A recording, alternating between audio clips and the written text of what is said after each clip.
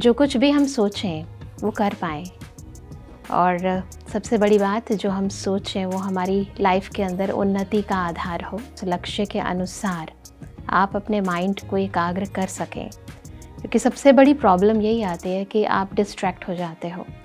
कुछ दिनों तक आप ये सोचते हो कि मैं चलो 2025 आ रहा है तो जो काम मेरे अधूरे रह गए हैं, जिन गोल्स को मैं प्राप्त नहीं कर पाई पिछले साल में, इस साल मैं ज़रूर पूरा करूँगी। थोड़ा-सा अपनी लाइफ़स्टाइल को नहीं बदलते तो कुछ ले भी लेता है।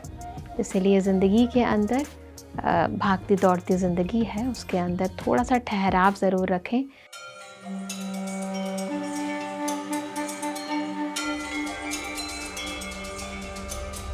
यूँ तो बहुत से रेज़ोल्यूशन सभी लोग अपने-अपने हिसाब से रखते हैं। 2025 में भी सभी ने अपनी लाइफ को देखते हुए कई तरह के रेज़ोल्यूशन रखे होंगे।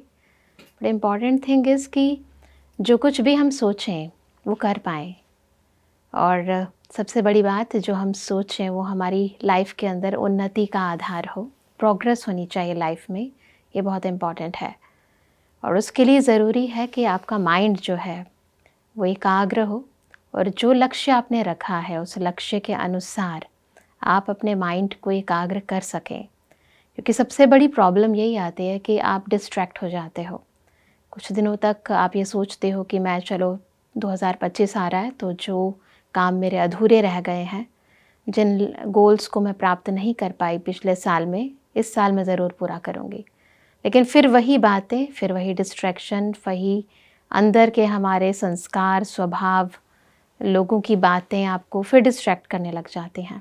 तो आप कुछ भी जो सोचते हो, सबसे बड़ी ज़रूरत है कि आप उसे एकाग्रचित्त होकर सोचो, समझो और उसके बाद अपने लक्ष्य की ओर एक बहुत ही सोचा समझा प्लान बनाकर उसके अकॉर्डिंग आप पहले शॉर्ट टर्म गोल्स और फिर लॉन्ग टर्म गोल्स अपने उस लक्ष्य की ओर आगे बढ़ो। ये बहुत ज़रूरी है।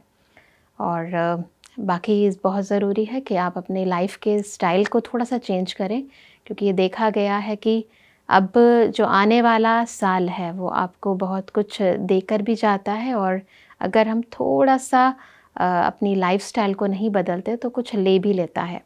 इसीलिए ज़िंदगी के अंदर भागती दौड़ती ज़िंदगी है, उसके अंदर थोड़ा-सा ठहराव ज़रूर रखें। दिन में कुछ पल अपने लिए ज़रूर निकालें, वो बहुत ज़रूरी है, क्योंकि सारा दिन अगर एनर्जी आपकी बाहर ही निकलती रहेगी और कुछ गेन नहीं होगा, सेल्फ़ इंट्रोस्पेक्शन नहीं करेंगे। जैसे पुराने ज़माने में क्या करते थे, कोई अच्छा बिज़नेसमैन होता है तो मॉर्निंग से लेकर रात तक जो भी कमाई होती है उसे एक बार रात को नज़र डाल लेता है कि फ़ायदा कितना है और नुकसान कितना है। वैसे ही हम भी पूरे दिन के अंदर मेरी एनर्जी कितनी वेस्ट हुई है और कितना बेस्ट डायरेक्शन में गई है, उसको थोड़ा एनालाइज़ ज़रूर करें, ताकि अगले दिन हम इम्प्रूवमेंट कर सकें। तो ज़रूर ये चेक और चेंज का फ़ॉर्मूला आपके बहुत काम आएगा। वो डेली बेसिस पर हो तो बहुत अच्छा है।